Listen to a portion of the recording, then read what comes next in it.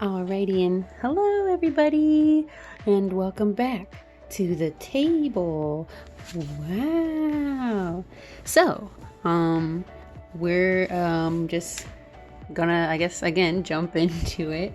I have gotten a new figure. I don't really know if it's new, honestly. I think I've seen it. I saw it before in stores. But it's new for me, and that's the part that matters. But, bop, bop, pew, it's a Inosuke. Wow, it's just a little Sega figure, I believe a prize figure, if I'm not mistaken, just because of how small it is, and the fact that the instructions are on the back of the box. So probably not anything like super crazy. This was a cheap figure. I happened to be ordering some other stuff, and since I was there and I saw this was pretty cheap, I was like, well, you know what? I don't have a good Inosuke figure. Like I had that little tiny little baby palm sized one, but you know, I wanted like an actual figure. This one does have like the different heads you can put on it too, so I thought that'd be kind of cool to have. Dun, dun, dun. Alrighty, nice cardboard. Again, like I said, this is a prize figure. For those of you that don't know what that means that if you went to a crane machine in Japan, or like, you know, one of the other like toy games where you can win prizes, it's a good chance that you would get this figure in that prize machine. Inside there's nothing in there. It's literally just a cardboard box with cardboard packaging. Nicer figures tend to have plastic, like sealed plastic. Not that a prize figure can't be good though, and they're cheap. So now they do put a lot of baggy packaging on it instead though, because it doesn't have like real packaging. So he has that main bag that I just pulled off of him. And he's got a lot of little bags. So there's the legs, torso plus head 1, the head 2, and the base. Oh, and his swords. Let's see. So again, this is a prize figure. It's got a plain base. Most prize figures are either just plain black, plain white, maybe some very small details, but not a lot there. Legs, which is always odd looking at the figures at this moment. Kind of cool though. You can see the pegs that coming through there. This is very much like this brown plastic was its own. This blue plastic is its own thing. Same for the skin tone and the feet too. And of course, pegs go in. We're gonna take torso number 1 out, or torso plus head number 1, I guess I should say. There it is. Wow. They don't do a lot of paint and shading on this. The plastic is pretty well sculpted, at least. There's the head off. There's the inside there. Little unique peg shape. We're going to attach him on to his body. There we go. I really like the way that looks. Look at that. Wow. We'll go ahead and put the swords in. So really quick, while I got them next to each other and loose, we're going to look at those. You can see they're the exact same thing. The other side looks the same too. Yeah, if you look closely though, it's very small. However, I think there is one that is technically designated for each hand. See how those pegs are very slightly different sizes. Small, big, just barely though. And I think it's with what they're saying here, small goes in this one, big goes in this one. That was kind of hard, but I got the one in. I don't think that's right though. Okay, I think it stops here. It's slightly more snug here, like it feels like it's actually gone into its spot versus when I was too far back. So there's the one.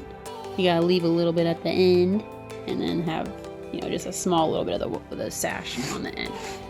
And part 2. Here we go. Oh, please stop it. It's not funny. It's not a joke anymore. Oh, okay. It's weird. It'll like push through and then it'll push too far. But look at that. Nice. Angry killer boy. Ready to go. Inosuke is, of course, I think I mentioned this before with my last Demon Slayer video, but he is my favorite character. I planned on doing cosplays for him, but we all know how this year went, so we're just going to ignore that.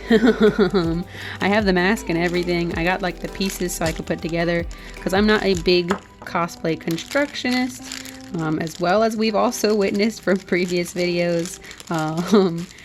But I was definitely still excited to make this one, because his outfit, while it's not maybe easy depending on which parts you get to, is not too hard. And I bought the hard parts, so because I could not make that mask. So I guess really quick, we'll take at least a closer look at him here. I'll bring him in a little bit for that close, nice and close and personal. I feel like my light seems really harsh this video, but I'm not doing anything different.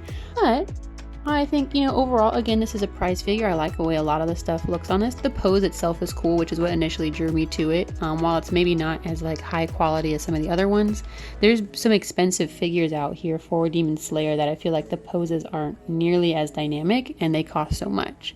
Sure, the paint is nice, but also like, you know, you want something that looks like really cool for an action show. But we'll look at the mask really quick here. You've got those dead, literally dead boar eyes where they just stare out. They made sure to, of course, keep like the same general detail for the show. The overall paint on the mask isn't terrible, honestly. It's very flat, but like, you know, it's a clean line where they did the pink on the nose. There's not anything that got messed up there for me. That could just be luck of the draw, but it's not bad. You can see there's even a little bit of pink on the top of his ears there, so that's kind of nice.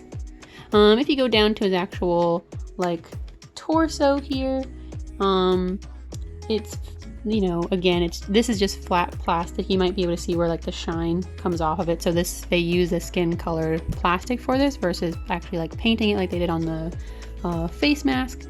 There are a lot of really intense seam lines for the arms. Now again, that can't always be avoided when things are being molded, but it does suck. Again though, prize figure. You can even see there are some of the seams kind of here on his arm too, just from like, you know how when things are built factory, it'll end up getting like seams on plastic because it's, you know, literally pressed inside. There's a couple, I will say this, the actual plastic itself is not very smooth. Like it looks like if somebody like scratched it up a little bit while it was either being put in the box or in production. So that kind of sucks. Now I will say it's funny because this is a trend for Inosuke. His fingernails are painted. They're like a light pink. It might be a little bit hard to pick up on camera there, but it is a slightly different pink that is coming up.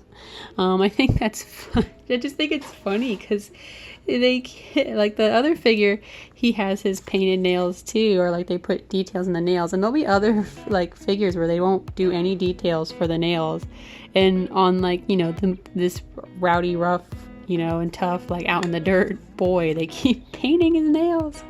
And then you have the pants. This is a flat plastic, so they did not put paint on this, so they use a navy blue plastic for the pants.